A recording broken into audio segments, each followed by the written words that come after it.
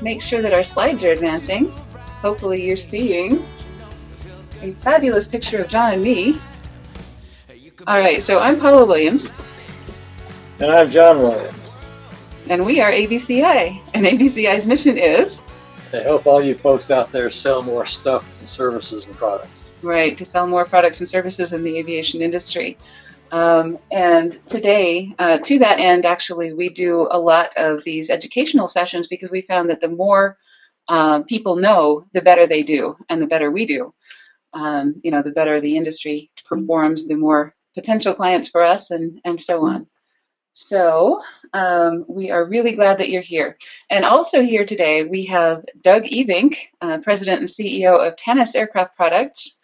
And Tannis does preheat systems for turbine and helicopters and piston aircraft. And Doug, welcome. We're glad you're here. Thank you. We're glad to be here.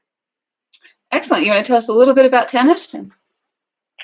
Well, Tannis Aircraft Products, as Paul had mentioned, is a manufacturer of preheat systems and preheat products that enable our customers to use their airframes in all types of weather, predominantly colder, but now with the EMS side, the emergency medical service, the lifelink type helicopters, we are now finding our product being installed all throughout North America.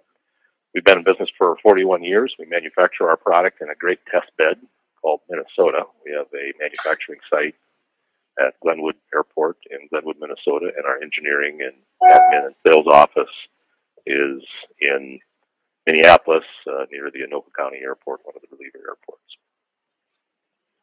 Fantastic. So you don't have to go very far to look for your ideal test conditions. That's very true.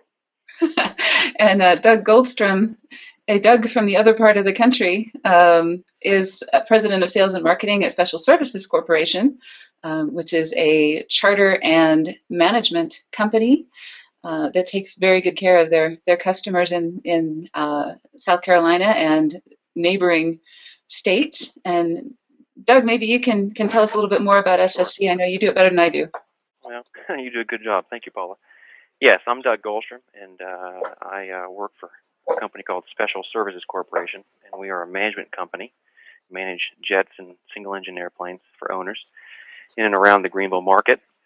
We also, the biggest part of our business is charter. When those owners aren't flying those aircraft, we're putting them out in the charter market with local clients, businesses, and for that matter, brokers all over the United States. We also offer a couple other components in our maintenance. We do in-house maintenance and outside maintenance as well. And we are a Cirrus training center, which correlates very well with our Cirrus charter program as well. So that's what we do, and we are in Greenville, South Carolina, and it's a beautiful 70 degrees down here today. Oh, fantastic! We don't have to fight that weather like the North does, but yeah, we're in Greenville, South Carolina.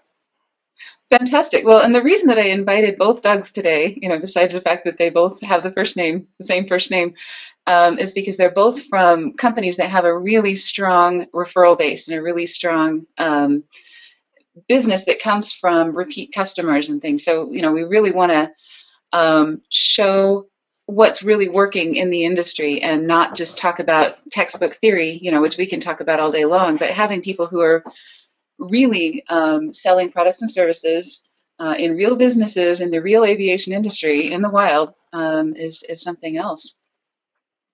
So I wanted to share with you, the textbook for the next 3 slides, and then we'll get into the real world. The textbook version of Phase 3, of course, we have our marketing system. Phase 1 is advertising and prospecting, which is what most people kind of think of as marketing, is just Phase 1. Phase 2 is building credibility and closing sales. So that is everything that happens from the time you make first contact with a new prospect to the time that you actually close your first sale with that prospect. And we know that in the aviation industry, Phase 2 is longer than it is in most of the rest of the world. And then Phase 3 is really the sweet spot. And so it's our favorite topic because every time we make an investment in a Phase 3 marketing activity, we have a much better chance of a great return on investment than in either of the other two phases, because people already know, like, and trust you. And, that just makes it gets over that sales resistance. It gets over the trust barrier, all of those kinds of things, so that activities that we do here are easier, more fun, and more profitable. So just to show you some kinds of activities that we have in phase 3, things like new customer packages, customer satisfaction surveys, follow-up calls, testimonial requests, thank you gifts, referral incentive packages, weekly emails, printed newsletters, social media conversations, greeting cards, direct mail promotions, maybe cross-selling one product to customers who have bought a different product, those kinds of things. Or if you have repeat sales on some regular cycle, you can always send reminders at whatever that interval is supposed to be. But Doug Evink or Doug Goldstrom, did you have any thoughts on any of these post-sale activities? Are there any of yours that are particular favorites that you wanted to talk about? Or I know we'll get into more specifics later, but in general, while we're on this slide, did you have anything you wanted to share? Well, I'd just like to add that all those listed on there are very important. And in our circles, we don't utilize all of those to the nth degree, but there are a number of them on there that we do use. We have a referral incentive package, and it's kind of custom tailored to each individual person. It's not like we have this big package deal that we send everybody this, or we give everybody this, or it's discounted on this. We kind of custom tailor it to each person. We think that's important to find out what that customer likes. What incentive we can give them is going to be different than what incentive is going to work for somebody else. And it's a thank you for referring that business to us. So I think all those are great to incorporate. Some of those you're going to use a little more than others during the course of your business cycle. Right. And yeah, we don't advocate that everybody run out and do all of these activities. It's going to depend a lot on your business and your situation. And Doug, you have a fairly, I would say, elite customer set that expect to be treated very well. Hence the name Special Services Corporation. And so you have a very different situation than somebody that is maybe selling $9.99 software downloads or something where. That's right. Well, you're right. Yeah. You're dealing with a much smaller market segment too, as well. When you're talking about charter, who's going to charter in our market or surrounding market? As you said, you're not selling download software at a certain price point. We're selling luxury. We're selling luxury travel. That's what we're doing. Right. Exactly. Doug, did you have anything to add to this, or? Yeah, what we've known, and like I said before, Tannis Aircraft is now in our 41st year. Right. And what we've known as a fact is our best salespeople are our customers. And we also have known that once we have identified someone that has determined that they have a need for a product such as ours, that if we get to talk to them or if we have any conversation with them, our close rate is off the charts. It's in the high 80% or even more once they've determined that they need something. So what we've done is actually just started in this last year of the phase 3 part. And so what we're really doing is reaching out and finding people that are interested in our product via email, via various type of activities. And that's really the key for us. We have not used a lot of the phase 3 post-sale activities. We've zeroed in on certain ones to refine it and make sure that what we're targeting, we're getting. And so far, it seems to be very good. Right, exactly. And of course, all of this is predicated on the assumption, and maybe we shouldn't make the assumption, that you have a fantastic product or service. And in both of your cases, that's absolutely true. You both have testimonials up one side and down the other that, customers really like what you've done. So it's just a matter of reaching or reminding them, to refer business and so on. All right, so that's kind of the nutshell of the marketing system and its place phase three's place in it. And of course, it's our contention that the money in aviation is made in phase three. And again, you're assuming that you have a fantastic product or service. And I'll tell you, the reason that people hesitate to make referrals, I had somebody ask me just recently to recommend a restaurant, in Salt Lake City. And I just froze, because the reason that I hesitate to give recommendations is because I am not always right. Every time I give a recommendation, somebody else has a different experience. So, thing number one is it has to be a fantastic business that you feel good about recommending. And then thing number two is you want to be sure that experience is going to be consistent. So if you refer somebody, they're going to have the same good experience that you had. But we'll talk about that, some of the things that we can do to improve that comfort level, I guess, in just a minute. But, I think, the reason that the money is made in phase three of aviation marketing is because you don't have to get over that hurdle, the trust hurdle of you speaking with a customer for the very first time. You have to break the ice. And then there's a certain barrier there that you don't have later on. And some of the ways to break through that barrier are to use different things like Doug Evink in TANIS. You do not have to have supplemental type certificates. I mean, it's not a legal requirement, but you do it anyway. And I think part of the inspiration for that, and you can probably talk more about this than I can, but is so that people feel comfortable that you have met and gone above and beyond the requirements for your product, and have that third-party verification. That's exactly right, Paula. When I purchased the company that had been around for a good deal of time, there was a lot of customers that loved our product, and yet we were definitely the market leader, but yet there were other folks and other companies that were comparing themselves to us. And my history has always been that if you keep on raising the bar, it makes it much more difficult for people to make that comparison. You're right. Our product does not need a supplemental type certificate. It's installed on a no hazard basis via the FAA, but we don't sell just to the United States. Our product goes outside the United States and to outside North America 30% of the time. And this just gave us, for our customers in the United States, an extra set of eyeballs and engineers and process control folks to look at what we've done that's been already approved by the FAA.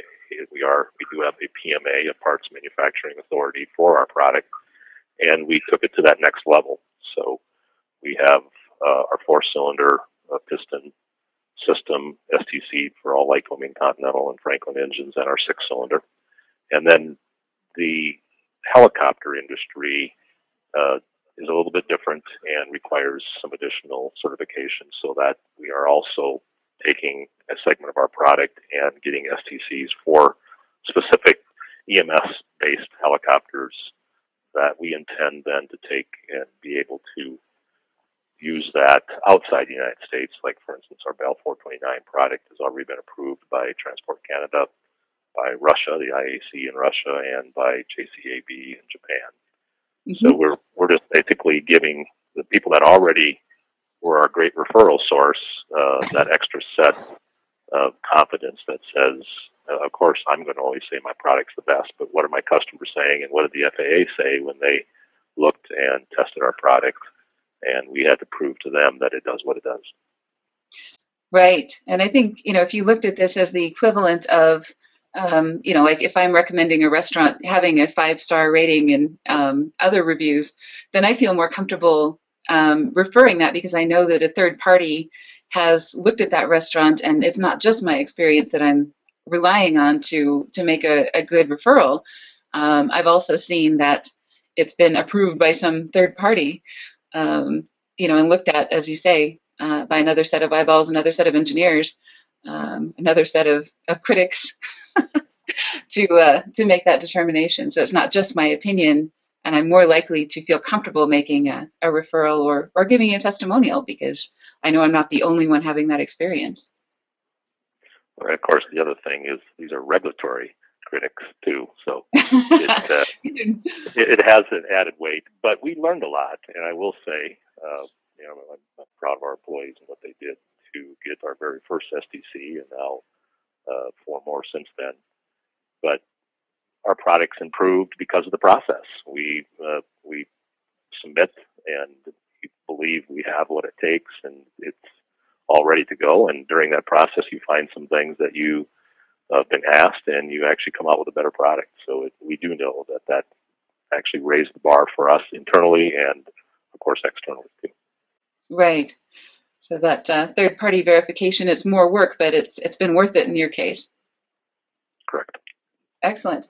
And Doug Goldstrom, you have a similar situation with third parties, Argus and Wyvern, and you also have the NBAA 50-year safety award. So you've got some third-party verifications that are not necessarily regulatory, but I know they are strict. That Argus and Wyvern are not easy to get, are they? No, they're not. And why the reasons we have them is because we want our customers to identify us, to say, hey, they take an extra effort to make sure that they are a safe operator, that we do follow the protocols, and that we do have the highest standards.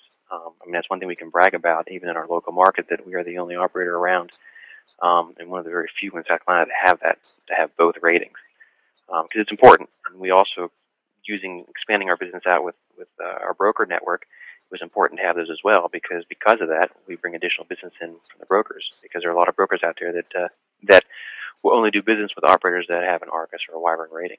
And that was one of the reasons why, because it is a big investment. You're spending $10,000, $15,000, and $20,000 each year to get these certifications, and then there's got to be a payoff. And the payoff is your customer flies in confidence, knowing that we are a great operator based upon that standard. And then, of course, you bring additional business into the brokers through that. And of course, then the NBAA, they honored us a number of years ago with the 50-year safety award, and that's been a big push for us as well. That's a great sign that, hey, you must be a safe operator, and you are conscientious, and you have the right SMS programs in place through your operation. Right. In fact, that one's kind of dated. It might be a 55 or 60. Yeah, that's true. It is 55 now. It is 55 now. Great. Well, we got to get that updated.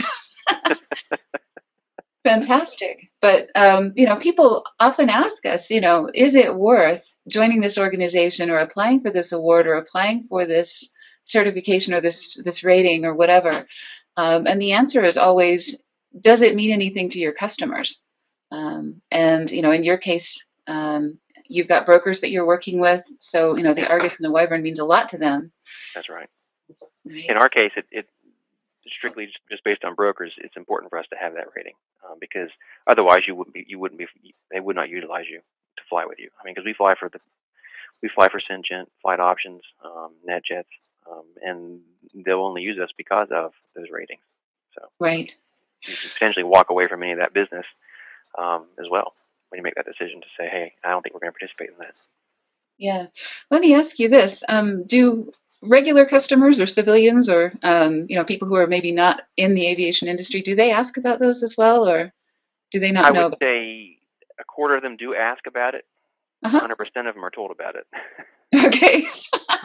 And, you're always asked the question, I get the question asked a lot, not like this, what differentiates you between the competition, but what sets you apart? Well, that's part, there's a cost to that. And that may mean we're a little more expensive on a quote or on a trip. But I certainly spell that out to them, because in the sales process, that starts building that trust factor with them, saying, okay, well, they are concerned about, and they want to make sure that they do have a great safety record and they do follow the protocol. And, we just don't stick to the FAA standard or below it only when the FAA shows up, but that we are a safe operator, and we've actually invested in third-party auditors coming in here and going through our operation and our paperwork and our manuals to see that we are a safe operator. So customers sometimes ask. Most customers don't, that are not in tune with or have not flown with brokers in the past. Those people tend to know it, and they will ask the question, or they'll say, I called you because I saw that you were listed there. But I always make it a selling tool because it does build credibility and trust with that customer. Excellent. Right. Okay. Well, let's talk about testimonials, which is kind of, we like to call it maybe one step short of a referral. And that's kind of the first step. If you're getting a lot of testimonials, or if you're getting good at getting testimonials, then it's just kind of one step further to ask for a referral. And since you're already on a roll, Doug Goldstrom, we'll continue with SSC for just a minute. And these are a couple of the testimonials that we've received for SSC. And I don't know if you can talk a little bit more about these two gentlemen, Jim Hamlet and Gerald Gage there. Oh, sure. Jim Hamlet, obviously you can see on the screen, he's a chief pilot for a company in the Greenville area. They do real estate development, and they got a fleet of aircraft that we maintain in maintenance for them, and done business with them for over the years. That we just provided pilot services for them for their jet because Jim's out, had some surgery recently and's been out. But our relationship goes back a long time with them. We used to have their airplane on charter at one point in time as well, and we've always delivered well for them. And we've built his trust over the years, and that's how we got the maintenance on all the aircraft coming in. And that's why we were the first person that he calls because of our relationship with him. And that testimonial certainly helps to when I'm talking to other potential clients and customers about what we do and the services we offer. Jim has always said, please have them call me, and I will talk to them about you guys. So that testimonial just helps build that trust again as you're talking to your clients and you're trying to woo them in and say, hey, trust me with your multi-million-dollar aircraft, and Right. manage it for you, and let us put it to work for you. So the other testimony there was Jerry Gage, and this is, I'm going to go ahead and I'll spill this story here on him, but he's just a private pilot, was in the Navy for a while, and trained, and was in Russia for a number of years and working for Deloitte, and decided to retire and came back to the United States and decided to settle in Greenville.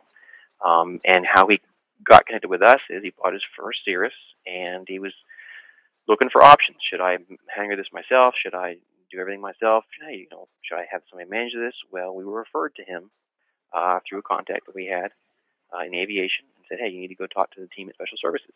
So he came in, and we went through, and we had never up to this point had Cirruses in our fleet. We were all jet aircraft, a company that managed jets and chartered jets, but never a single engine, and never really had given it much thought. But he came in when the economy had a downturn, and we had some opportunities available, and put a package together for him, and he liked it. He liked the idea of coming out, the airplane's ready, he just gets in and flies. It's put away at night, it's fueled, it's cleaned, it's maintained. He gets a monthly bill, and it's easy for him. And he likes that lifestyle because that's what he's used to now, and that's what he's looking for. But because of that referral, he has sent us more people than I can count on one hand, two hands, because of how pleased he has been with the services we've done for him. And really, all we do is maintain it and just manage it for him. But he loves it, loves that service, and he's been a huge. I always joke with him, he's like our second salesman. He's always out there talking about how great aviation is, number one, and then secondly, how wonderful Special Services is, and how if you can do business with them, you need to do business with them. Right. And I think, your relationship with these two gentlemen is almost more of a partnership than customer relationship. Would you say that's true? Yes. I mean, yeah, it's gone. It's yeah. I mean, we got a great relationship with him, and it's gone past just being professional we're a great relationship with them. We do things with them outside of work and outside of business, and that's the kind of relationships you want to build. I mean, those are friendships. Those are friends for life. Right. In fact, I'll spill another bean here, and that's Jim Hamlet's written a book that's actually quite good. And I think he sent me a copy after we did this testimonial interview, and ended up writing a review, for the book and things like that. But those kinds of things, if you know about your customers, and I think we put even a little article about that on SSC's blog. Here's somebody that is one of our partners, and here's something that he's doing. So showing a little bit of personality of the people that you're working with, and those external ideas, that show, wow, these are real people that actually have other things going on in their lives besides being business robots and That's right, or pilot robots, right? pilot robots, exactly. That's absolutely true. And the other thing about both of these two gentlemen is, the way that I got to meet them was, I think I was working with Brad Searles at the time, and he suggested that I call these two for testimonial requests. And sometimes that works better when you have a third party that you can, it's easy for me to pick up the phone and say, hi, I'm Paula Williams with ABC. I understand you've been doing business with SSC. Can you tell me a little bit about your experience? And, would you mind if I recorded the call? And these guys both were just tickled pink to have the opportunity to talk about SSC. And sometimes having that third party makes it less awkward, I guess, to get testimonials. And, Doug, I'm not sure how you feel about getting testimonials or referrals, but some people feel a little weird about that. And, that's sometimes a way to alleviate that, is to use a third party. Yeah, sometimes it's a little awkward. It's like, well, and they don't, of course, they want to say nice things about you, and they are, obviously, but it's easier to communicate those sometimes to a third party than it is to us. Right. And they're more likely to believe it, if it's a third party as well. Well, you kind of put them on the spot, too, when you ask them. It's like, well, yeah, of course, then we do have some clients that, they wouldn't care, they'd sit there and sing the praises. And, exactly, which is fantastic. Out. Yeah, there's one other topic that I wanted to touch on, and maybe both of you could comment on this. There are some people that won't give you referrals or testimonials because they want everything that they do ever in life to be confidential. And that would be, people in certain businesses and, people in the finance industry in particular. I think some medical industries, they may not want people to know that they have an airplane, or they may not, have you found that to be an issue? And have you found a way around that at all? Or? Yes, we have. That's been an issue on numerous occasions. And how do we avoid that? Well, if it's a director of operations for a large company that we fly them, usually it's no titles listed in that testimonial, no reference to the company they're working for. And some jet owners have just said, no, I'd prefer not to have my name actually mentioned at all. And sometimes it's just anonymous, and those, I don't like those kind of testimonials to some degree because it loses that personal element. You don't attach that face and name. So those are the ones we kind of steer away from. It's best to go after those that don't mind identifying with you and saying, hey, yes, this is me and this is who I am. Just kind of back to how you made it, the personal story about Jim Hamlet. Here's a person that, just not giving a testimonial, but there's a little background of him, and this is an actual person. And, how do we do that? Obviously, we reach out to them and contact them, and they're very gracious about it, and just say, hey, we prefer not to be mentioned. So, right. Sometimes we can get around it by being discreet with who they are and what they do. Other times it's just we don't publish it at all. Right. So we can publish a testimonial from Nathan from Oklahoma, or whatever. But that's right. And sometimes that's the best we can do, and sometimes we can't even do that. But and that's fine. We do what we can. So. Moving on, Doug Evink, this is Brian Barber, who couldn't say enough nice things about Tanis. And he works for Polaris, and they have a fabulous test bed also in Minnesota and points north. Yes, it's a very interesting story that Brian is the chief pilot for Polaris, which, of course, is the snowmobile, four-wheel, now motorcycle manufacturer. And their manufacturing plants currently were all based in Iowa or Minnesota. I know they're building a new one now further in the warmer climates for those that can't tough it out in the wintertime right now. But it was interesting because this falls into a comment that we get several times when we're talking to people that either maintain or own aircraft, and they say, well, it's parked in a heated hangar. And of course, my comment to them is, I say, oh, well, then you don't ever fly, right? And they said, right. So, parked in a heated hangar, it means it's parked there, and normally you're using it to get from point A to point B, and what's the temperature at point B. And this was an interesting story because the corporate headquarters is near the Twin Cities in Minnesota, and they are in a heated hangar at the Flying Cloud Airport. They would fly up in the morning to Roseau, Minnesota, and almost always fly back in the afternoon. And they purchased one of our products, the one that you can see in the picture. They purchased our insulated engine covers, so when they landed in Roseau, they would bundle it up and put our insulated engine covers over top of the engines in the King Air. And that does a great job for 3-4 hours of keeping the heat in. And Brian just said, well, that's all I need. I really don't need anything more. And this kind of goes to where you're always networking. One of my employees, Dirk Alice, and I were making a presentation at a little Saturday morning donut and coffee meeting with a bunch of area pilots, and Brian was there, and I went over to him and said, how can we possibly get our product on your airplane? Because, I mean, you're in a test bed. And he gave me that same story again, and I said, I tell you what, here's how strongly I feel about our product. We'll go ahead and sell it to you, but if if you aren't just thrilled with it, we'll refund the money. And basically, you'll get the system at no cost. And of course, that was kind of one of those proverbial deals that you couldn't say no to. And he installed it, and he said, and Paula heard, he could not believe the difference. Back for I think it got installed 2 year, not this winter, the winter before, when it was one of the roughest winters here in quite some time, minus 18 degrees Fahrenheit. They took a picture of the cockpit oil temperatures in their accessory gearbox, because the minute they snapped on the master switch, they had temperatures that were equal to being in southern part of Florida. That was Brian's quote. He said, I cannot believe how great of a job it does, because now my plane thinks it's in Florida all the time. And so it was just one of the things where you keep on networking, you keep on talking, and you keep on using what you know and know what happens with your product and know how good your product is.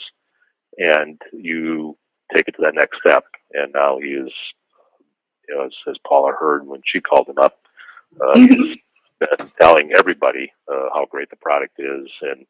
And we're all about, cold weather operation, but we know how much we enable all airframes to be able to operate with less maintenance, less fuel, because there's not a warm-up time and there's not the wear and tear. And he is really the spokesperson for that topic for us. And we have many people that give us those type of referrals. You'd asked the question earlier, have you had people that don't want their name used? We come right out and ask and tell people what we intend to do with pictures and with testimonials that they give to us. But very rarely do we have someone say no. In fact, we see some of the opposite side is OEMs like Cirrus that installs our kit as part of their type certificate at the factory, and other manufacturers. They will actually use us in their advertising because it talks about the added utility to the aircraft and the advantage that it is to the user. So a lot of folks will even advertise our product and trade a plane when they're selling their plane.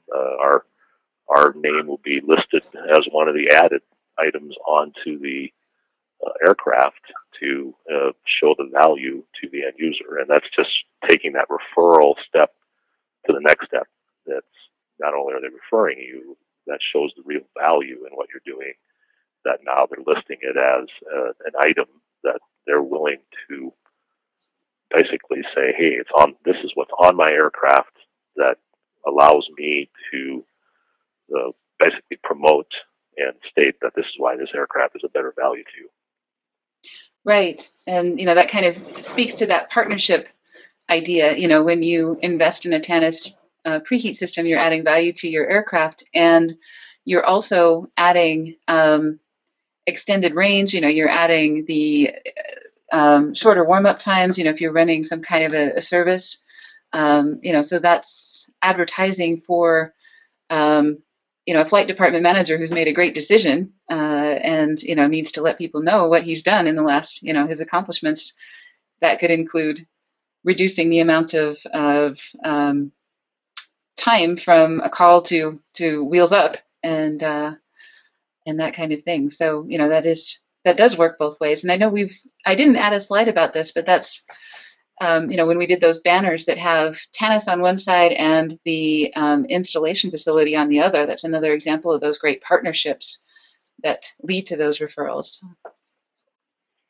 Well, that was because that was our quip, wasn't it? That nice, neat little stolen thing that we've used for the advertising. What we did in the banners that Paul was talking about, is we would use a service facility or an MRO, and we'd put them on one side of the banner, our logo on the other side, and in between we would say the cure for the common aviation cold.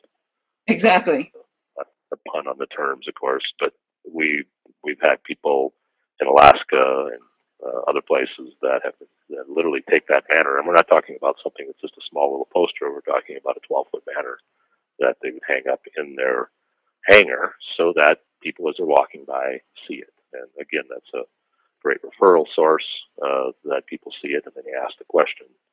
And of course, it's showing our connection to them and their testimonial to us that we're both on that same banner together.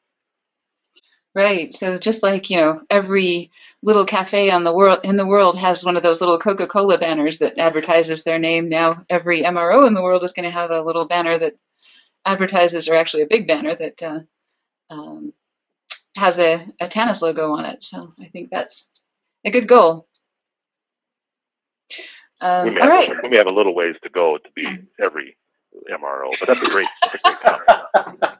Well, exactly. Okay, I exaggerate. So, let me go back to the idea of the Saturday morning donuts and coffee. And I know this is something that both of you do in your business, is events. And Doug, I know you, Doug Evink, I know you support a number of Minnesota flying community events, such as the Iceport, which happened just a week ago. And that was the craziest idea I've ever heard. Going to tell us a little bit about the Iceport?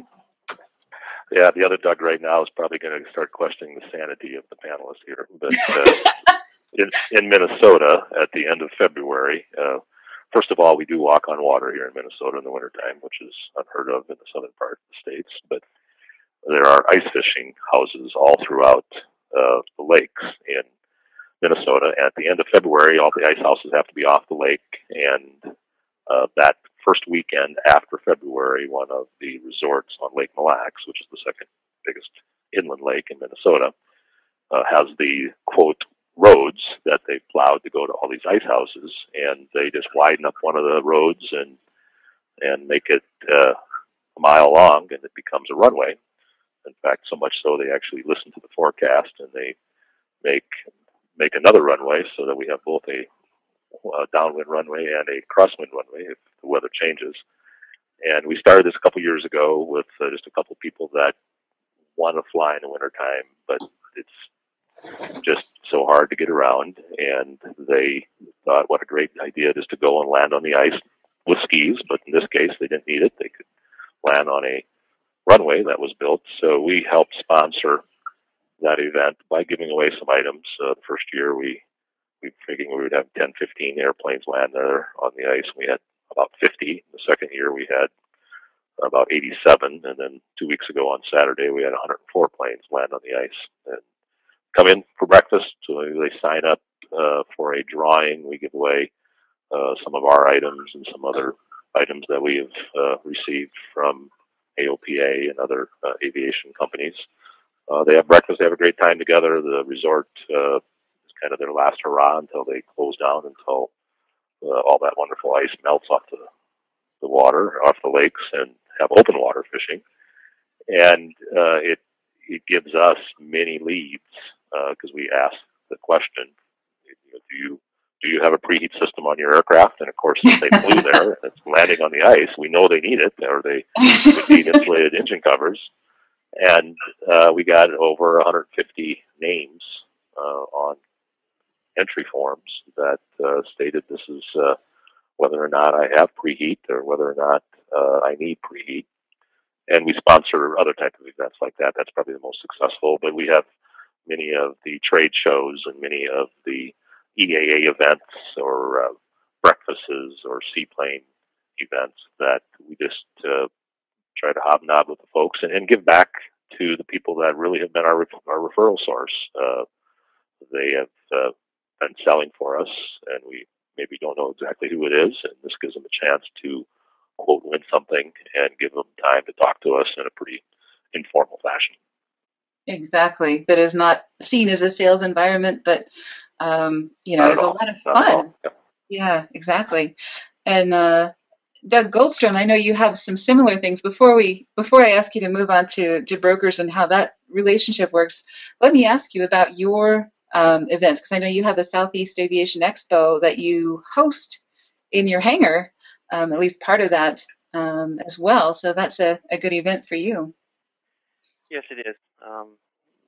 Originally, it was its fifth or sixth year now, and it was basically brought to be a miniature NBAA. It's targeted to the pilots, professional pilots, and everybody that's in aviation. It's again, it's in the fall at our airport, and we host it in our hangar and our conference room. They come in and have speakers come in and give 45-minute presentations. Friday And to Saturday. nothing's frozen. You're not landing on ice. That's right. That's right. Yeah. The biggest thing we worry about is the rain. There you go. Because we do have static displays out there, but it's an opportunity for manufacturers to come in and talk about their product. Insurance companies come in and talk about the product. We come in and talk about our product. We have a great partnership with Cirrus. We come in fact, Cirrus is the largest vendor that comes into this event. And when I say largest, not meaning size of the company, but we have the biggest display.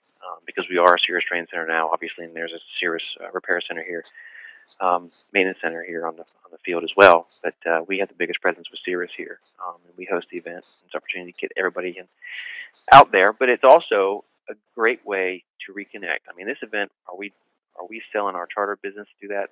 No, we're really selling the Cirrus, letting everybody know we do that, and then maintenance as well. But it's a great opportunity to rekindle those relationships with people that you know in the industry. And sometimes we don't spend enough time doing that throughout the year. And I know this year we've made a big push on getting back to taking time out of our busy weeks to take them to lunch and talk to them, because some of our referrals come from not only our clients, but those that we've worked for in the past or worked together with in the past, and we've kept those relationships going. And they know who we are, and they trust us. And they'll call and say, hey, so-and-so wants to take a charter trip. Or the customer will call us, the potential customer, and say, hey, so-and-so referred us to me, said, you're the only people to fly me to this location and all that.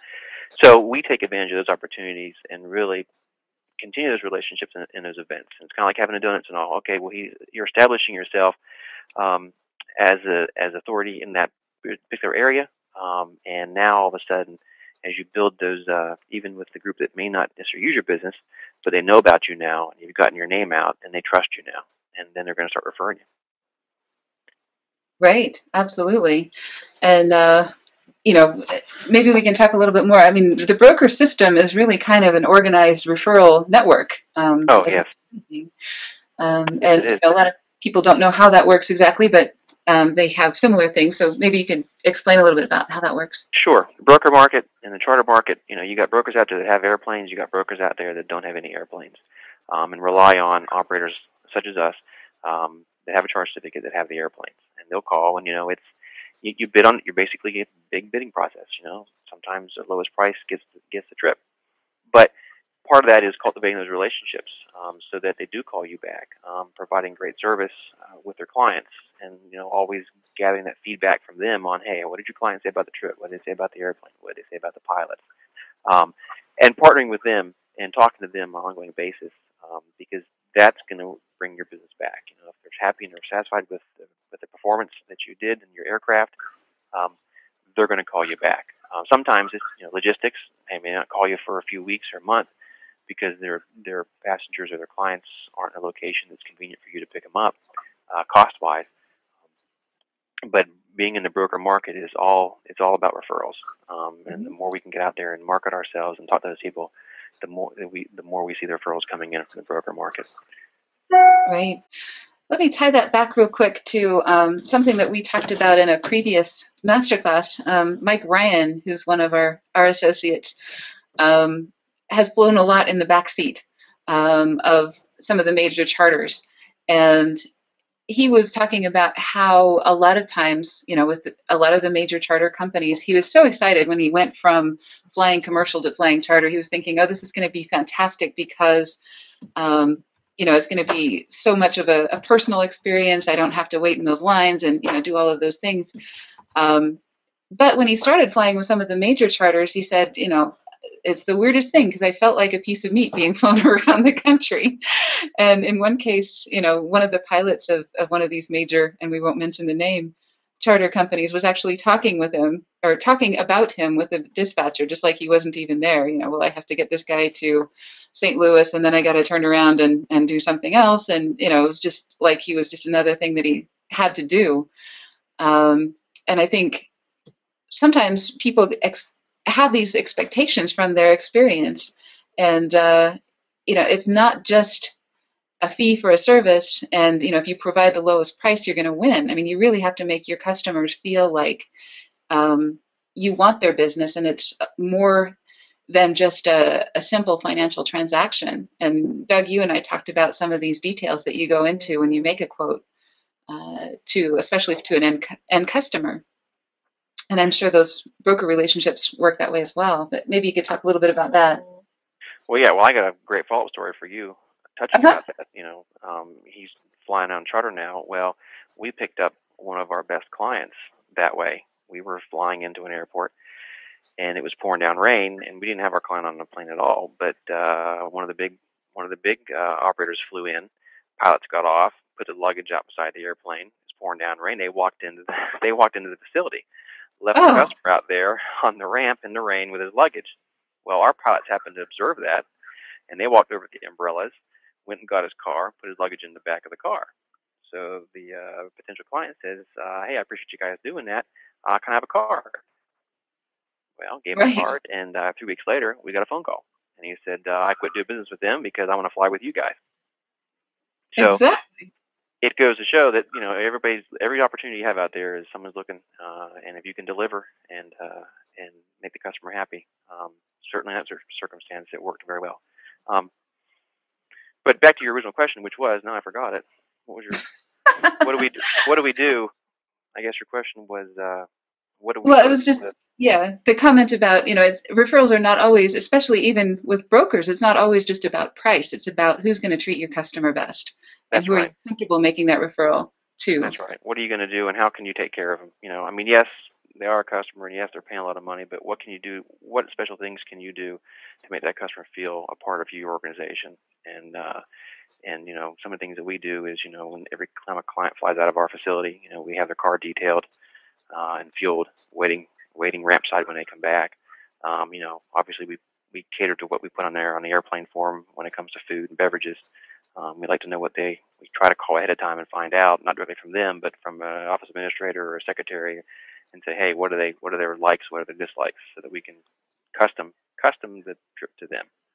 Right. We do hotel arrangements sometimes. We always do car arrangements. We'll call ahead when the trip is about 15 minutes, plane's out 15 minutes out from landing, and get the car arranged, either get out to the ramp so they can be beside the airplane, or at least pulled up and around front, because some airports you're not allowed to pull right out on the ramp anymore.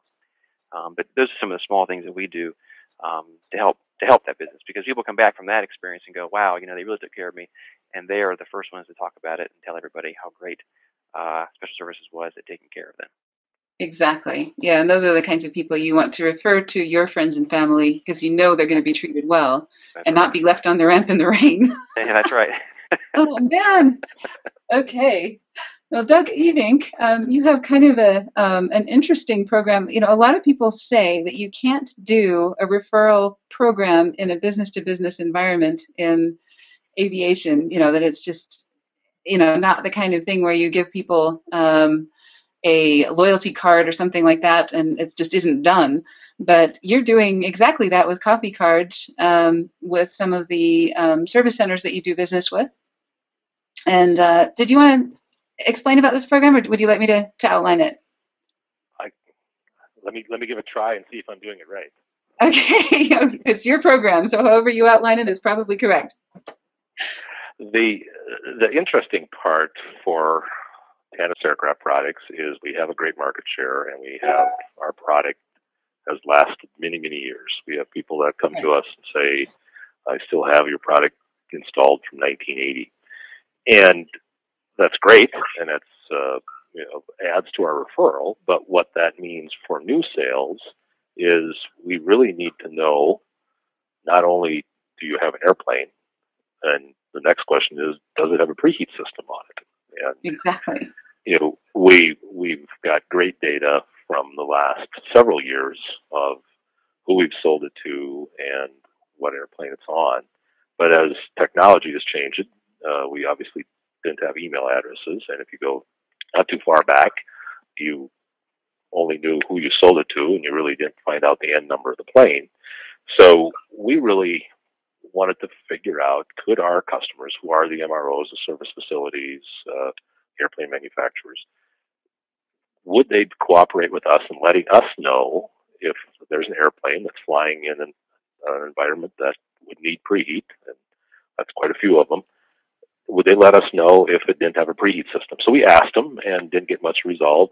We've even tried to entice them by saying, hey, whenever you do an annual, put this on the seat. And what we've really found is many of our mechanics love our product and are happy to install our product, but they're reluctant to talk to the owner of the airplane or whoever is the decision maker of the ownership of the corporate aircraft to install the system. And it could be a couple different issues. Could be maybe they don't know enough about our product, or they're already sitting there saying, well, gee, I'm doing this annual. This price tag is clicking up, and I'm going to have to explain all these items. And so we took the pressure off and said, well, you just let us know.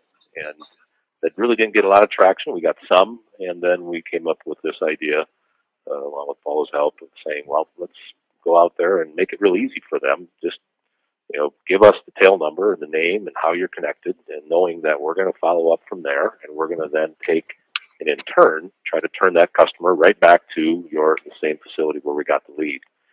And we really interested, and we launched this program a couple months ago. We really didn't know what we were going to get. We got quite a few referrals. We did get a sale quite quickly in one, but probably most importantly out of all those is now we do know, we have that data. There's an airplane that's flying into an area that would need preheat, or it's a colder environment, and it does not have a preheat system on it. We can put them on our email marketing campaign so that they hear and understand more of us. They get to hear from more of our people that have had testimonials, and we follow up with them to get any of their questions answered. But what I really found interesting is many of the people that we sent this out to would send back response to the email, and it might be, say, I got a question about this, or maybe even our service facility. Several of them I had over a dozen people say, "What a great idea! I think it's a good idea to do this. Clever idea." I said, "Great, I'll give you some end numbers," and we did get some that way. But really, what we also got is some of their comments saying, "Hey, I'm thinking about doing this with this airplane." So they were thinking not only helping us determining aircraft that don't have our system on, they're already looking at their aircraft that they have in their fleet that might be time to upgrade. Maybe they're at TBO on the engine and looking at replacing the engine and giving us some questions. So we really started some dialogue that we would not have seen or gotten in the past, because in the past, the only way we really got new customers was at trade shows, or when we talked to them face to face, or by somebody directing them to call us, because we are one company and we're selling all over the world. And this gave us an avenue, which I really kind of look at this as just a start. We just started it. We're going to tune it up a little bit more and use it as we go to other events. And we're at an expo, a way to get people to sign up and in turn give them something other than a chance to win a product or a giveaway. This gives them something right away, and we get their email address. Right. Let me break this down just a little bit more and explain to people just kind of how this works. Basically, if you're a mechanic, that is working in the northern states or Canada, and an airplane comes in that doesn't have a preheat system, you can go to a place on Tanis's website and just put in the tail number and enter some information into a form, and then Doug's office will verify the tail number and contact the owner of the airplane. And meanwhile, you get a coffee card. I think it's a $5 card for Starbucks or Tom Hortons or Dunkin' Donuts. So, it's really not rocket science. But I think a lot of mechanics, sales is really not their strong suit. So they'd really rather have Doug do the sales because he's very, very good at it. And, then they get the coffee, and then their shop will end up getting the business if Doug is able to make that sale of that preheat system, which is obviously needed because they're flying in a place that needs it. So it is an interesting program, and I'm glad that that's working out pretty well. But I think the thing that's key here is you really have to think in terms of reminding people, to give you referrals, and also making those incentives, so that they. And I'd add, Paula, Uh-huh. you got to make it easy. You got to make it easy too. You can't. Yeah. Make it so difficult. It's got to be something that you're not asking them to get information that's not readily available. Stuff they would have for us. It'd be stuff that they already had on their service ticket because the person's at the facility. Exactly. Right. So it's something that takes them less than 5 minutes to do next time they get to their computer, and they get a cup of coffee out of the deal. So, yeah. So any advice that either of you have, I'll just open it up to both of you on how to get referrals. I know we've talked a little bit about that, but anything you'd like to add? On our end, it's really a couple different areas. You got your customers; those are your best referrals right there, and it's the relationships you're building in the aviation community for us. And then, of course, all the networking you do, all those are important too, because those sometimes come back to you as referrals. So, really, everybody you come in contact with is a potential referral. The best ones, obviously, are the ones that are your own clients, because then you have the testimonial aspect of it, where it makes it easy sell for the next person to say, "Oh, I know that person. Yes, they trust you, so I'll trust you as well." Right. Let's skip on our side. Go ahead, Doug. Oh, I'm sorry about that, Paula. Well, on our side, the only thing I would add there is, what makes it easy to ask for a referral is when you are hearing from your customers already of how great your customer service is. We're in one time zone, but yet we stagger our start and stop times. And when you call Tanis, you get a live body and you're talking to them. And the level of technical expertise that we have available to be on the phone or readily available through an email. People send us emails in the middle of the night because they know that 7 a.m. the next morning somebody's responding to them, or even somebody might respond to them at night if we're checking it. And the customer service level is key. That, again, people are more than happy to give you a referral because they know they're going to be taken care of so well. Fantastic. Yeah, I know we're kind of running up on time, so I'm going to skip the next two questions and go with, anybody have a fantastic response for what to do with a bad referral or a mismatched expectation? I'll tell you, from our point of view, there is no such thing as a bad referral. This is a question that came in from a customer. But if someone thinks enough of you to refer someone, we always at least send a card and cookies or something to acknowledge, thank you for referring us. This one didn't work out for this reason, and we kind of tried to give them as much information as we can. So the next one will be a little better. But either of you have anything to add to that? We really haven't had a bad referral that I know of. Any referral is good, and we've thought about it. That says, well, what if somebody was to abuse? We talked about this internally. Yeah. Let's say somebody sat at an airport and just rattled off 500 N numbers for us on this on our mailbox program. well, we would find it out very quickly, and then we would deal with that. But I've never had a bad referral that Good. come our way. Excellent. And I have to agree with Doug on that. We've never had a bad referral. We may have had a mismatched along the way, thinking we could do something we can't. But even then, that was turned into a positive because we were able to accommodate through another company what the customer really needed. So, but no, we fortunately have not had any bad referrals. Excellent. Great. Well, there you have it. Any referral is a good one, and you should be doing everything in your power to get them. So, yeah, I really appreciate you both being on today. This was a great session, and we'll actually publish on our blog when we do the write-up for this event. We'll do the links to the Tanis Bounty program and the those write-ups we did for SSC from Jim Hamlet and the other folks, so that a lot of the examples that we talked about today, you'll have the links to the live examples if you need those. Or, of course, if you have any questions that we didn't answer today, even though we ran out of time, you can email me, and I'll hit up the Dougs for their comments. And thank you very much for joining us, and we're glad you were here. See you all next time. Thanks, Doug and the rest of you. Oh, thank you. Thank you. You know you could.